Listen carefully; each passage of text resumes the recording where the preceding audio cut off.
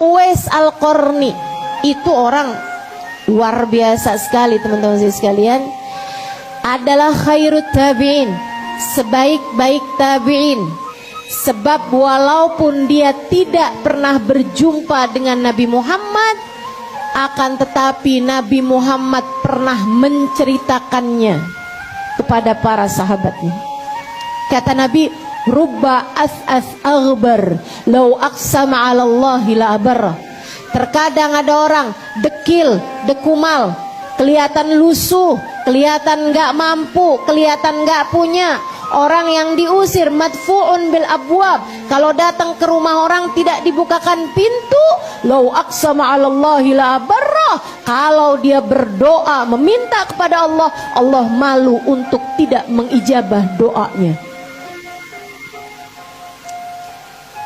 Para sahabat nanya, hat rajulan minhum, berilah kami contoh wahai Rasul yang seperti itu tuh siapa? Nabi menjawab, dzaka Uwais Al-Qarni. Yang seperti itu adalah Uwais Al-Qarni. Sahabat tanya lagi, wa ma Uwais ya Rasulullah? Uwais itu nama apa Rasul? Nama kota kah?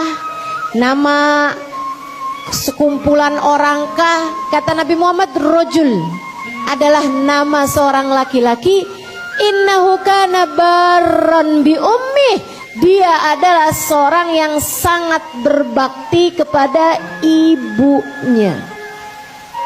Uwais punya banyak amal soleh teman-teman. Uwais punya banyak kebaikan-kebaikan. Akan tetapi Allah ridho kepada Uwais. Allah cinta kepada Uwais karena baktinya Uwais kepada ibunya. Seperti apa baktinya Uwais kepada ibunya? Sehingga sekalian yang saya muliakan, Uwais itu udah gak punya bapak dari sejak kecil. Maka Uwais tinggal bersama ibunya, 2 orang ini aja, ibu sama anak nih, berduaan.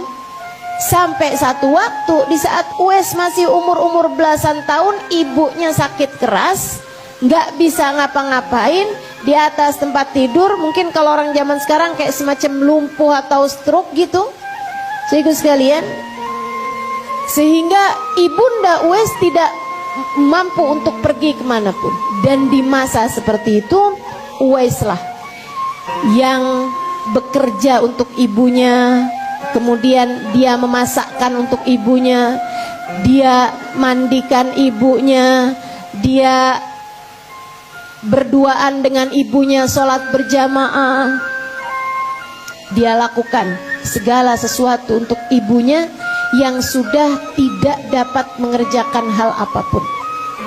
Sehingga sekalian, satu waktu datang perintah untuk haji. Ibunda Uwais yang sudah tidak bisa bergerak dari tempat tidurnya itu bilang sama Uwais, nak, ibu kepengen pergi haji.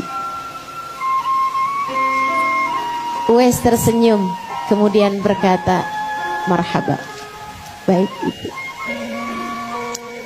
Ibu-ibu sekalian saya muliakan, dari bulan haji itu sekitar 3 bulanan yang akan datang. Apa yang dilakukan Uwais?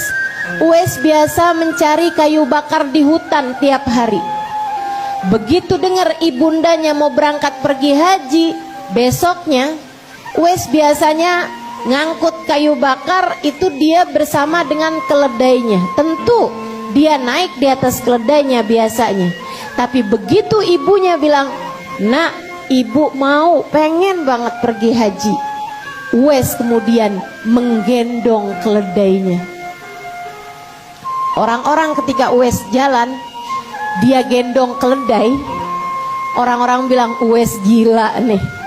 Sejak kapan keledai digendong orang? Biasanya pastinya keledai yang dinaiki orang, ini keledai dinaikkan di atas orang. Tapi Uwais nggak peduli, karena jelas tujuan Uwais. Apa yang dia lakukan pasti. Dari mulai dia sebentar aja bawa keledainya. Ketika dia rasa berat, dia turunkan keledainya, gantian dia naikin. Besokannya lagi, lama-lama semakin lama Uwais bisa bawa keledai. Dia berangkat, dia gendong keledainya, arah pulangnya baru keledainya yang dia naiki. Sampai kemudian jelang waktunya bulan haji, Uwais sudah mampu dari sejak awal keluar dari rumah, keledainya ada di atas punggungnya. Dia nyari kayu bakar dan lain sebagainya. Dia dapat kayu bakarnya, keledainya tetap ada di atas punggungnya. Dia bawa, dia gendong dari berangkat sampai dia pulang. Sampai ketika datang musim haji, dia berkata kepada ibundanya, "Ibu, marilah saya akan siapkan segala perbekalanmu untuk berangkat pergi haji. Kita berangkat berdua, Bu. Punggung saya sudah kuat untuk membawa ibu dari berangkat hingga pulang dari haji." Maka berangkatlah Uwais Al-Qarni, saudaraku sekalian, pergi haji dengan ibundanya dalam gendongannya. Innahu kana barran bi ummi. Dia adalah seseorang yang sangat berbakti kepada ibundanya. Itu sebabnya Allah meninggikan derajat Uwais dengan derajat yang sangat tinggi. Nabi Muhammad bahkan menyebutkan, "Idza sara ahlul jannah ilal jannah wa sara ahlun nar ilan nar." Apabila manusia